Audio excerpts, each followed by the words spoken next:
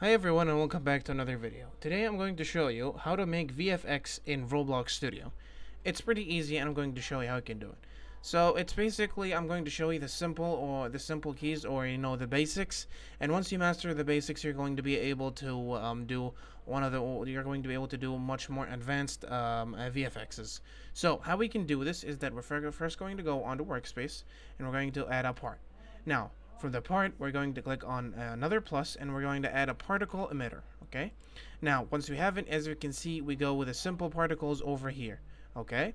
Now, there are a bunch of different options that you can change. Well, so you can have a much better particles, and it's not that hard. So what you need to do is, first of all, you're going to go. You've got a bunch of different changes over here, and now, if you go onto the particles, you're going to be able to change a lot of variables that change how the particles look.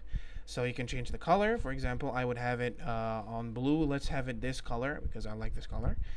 And you could, through the light emission, is basically how the particles could give off light.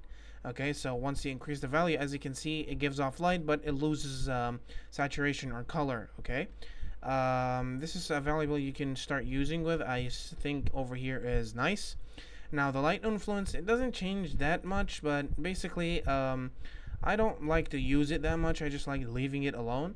And then you've got the orientation. Now the orientation is something that you can leave facing on the camera, so basically how you move the particles are always going to face you. But you can change it to have it always velocity perpendicular. Basically it's going to be flat like this, which doesn't look that nice. You can have a bunch of different ways it can look. Also, it can look like this, which goes sideways. You can go facing the camera world up, and you've got also, but I like leaving it at facing camera. Now you've got also, you can change the size. Okay, we can have the size as 15, for example, but this is going to be way bigger than we want.